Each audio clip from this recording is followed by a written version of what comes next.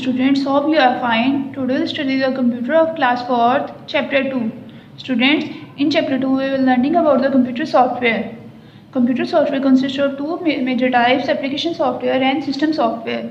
We have learned in detail about system software. Today we'll study about the application software. It's on page number 20. Let's start.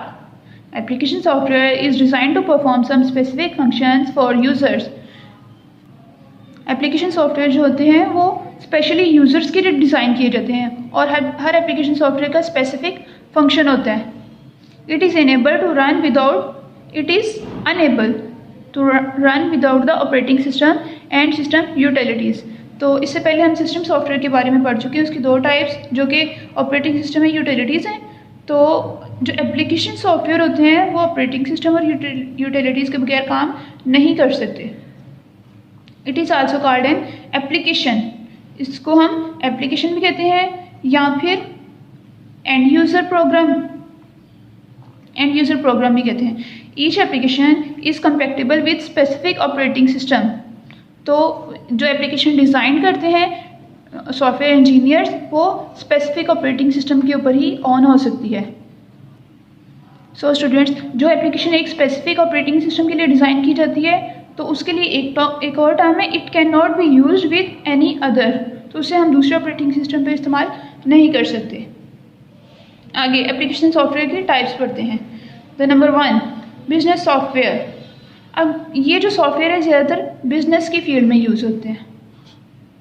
Students, हम जानते हैं कि business में हम different तरीके से डाटा को डील करते हैं और वहाँ पर डाटा की टाइप्स भी कुछ डिफरेंट होती हैं.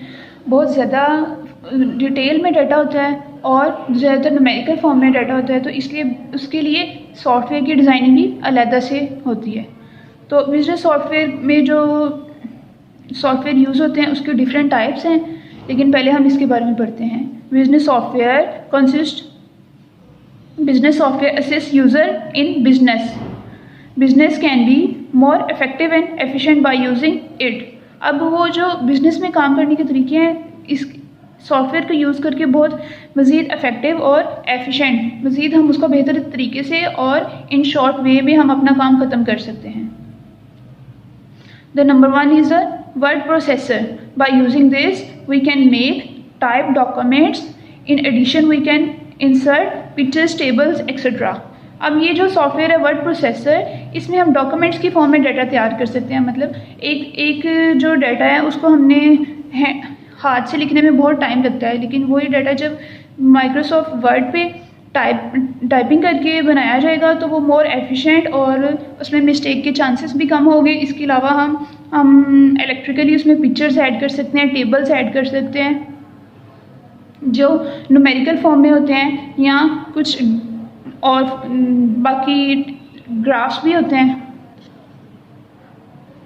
The next type of business software is spreadsheet software.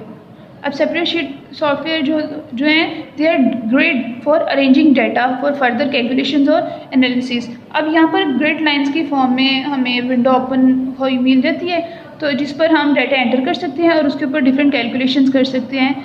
जैसा कि एक स्टूडेंट की जब मार्कशीट बनानी है तो डिफरेंट सब्जेक्ट्स के मार्क्स एंटर करके बाद में उन मार्क्स का टोटल फाइंड आउट करना, उसका ग्रेड फाइंड करना, उसकी परसेंटेज फाइंड करना. तो ये सारा कुछ किसके ज़रिए पॉसिबल हो सकता है? स्प्रेडशीट सॉफ्टवेयर के ज़रिए ये काम किया जाता है.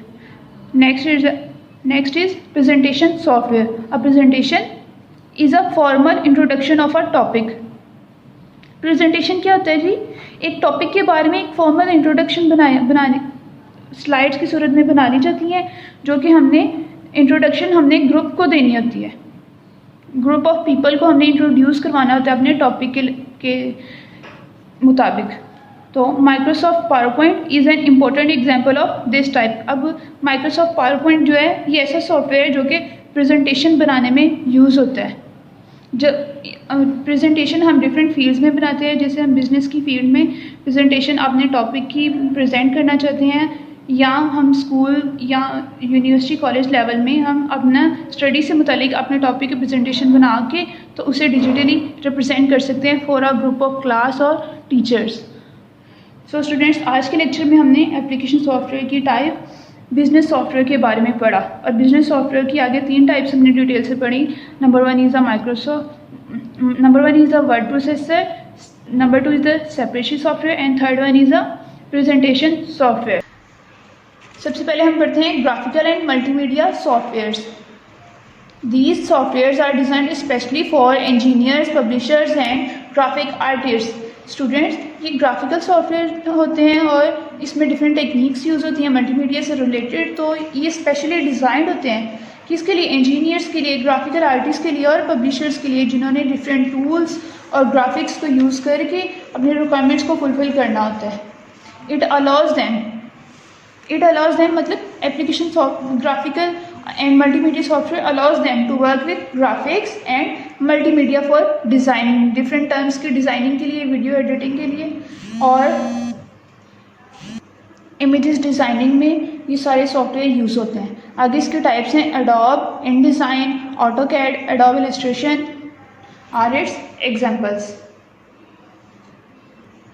The next type of application software is home, personal and educational software. It is the most commonly used type of application software. ये most commonly use होते हैं. It is mostly used for personal, finance, text preparation, painting और image editing etc. तो ये सारे software जो हैं ये पर्सनल यूज़ के लिए या होम यूज़ के लिए इस्तेमाल होते हैं. इनमें पेंटिंग आ जाता है, इमेजिंग आ जाता है, टेक्स्ट प्रिपरेशन आ जाता है और फाइनेंशियल मैनेजमेंट वगैरह आ जाता है. और इसके टाइप्स हैं Corel Draw, Adobe Photoshop, MS Paint are some examples of this type software. Next we will talk about the communication software. मवासिलाती सॉफ्टवेयर जो होते हैं, मतलब डिफरेंट पैगाम रसानी के लिए जो सॉफ्टवेयर यूज़ होते हैं वो कम्युनिकेशन सॉफ्टवेयर होते हैं.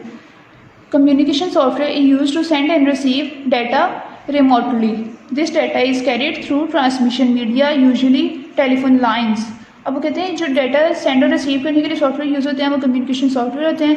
और आमतौर पर ये डाटा किसके ज़रिए सेंड किया जाता है? एक मीडिया होता है और ये मीडिया टेलीफोन लाइंस होता है. टेलीफोन लाइंस के ज़रिए डाटा एक जगह से दूसरी जगह ट्रांसफ़र किया जाता है. लेकिन आजकल के दौर में वायरलेस डाटा ट्रांसफ़र भी हो जाता है जो कि वाईफाई के ज़रिए पॉसिबल होता है.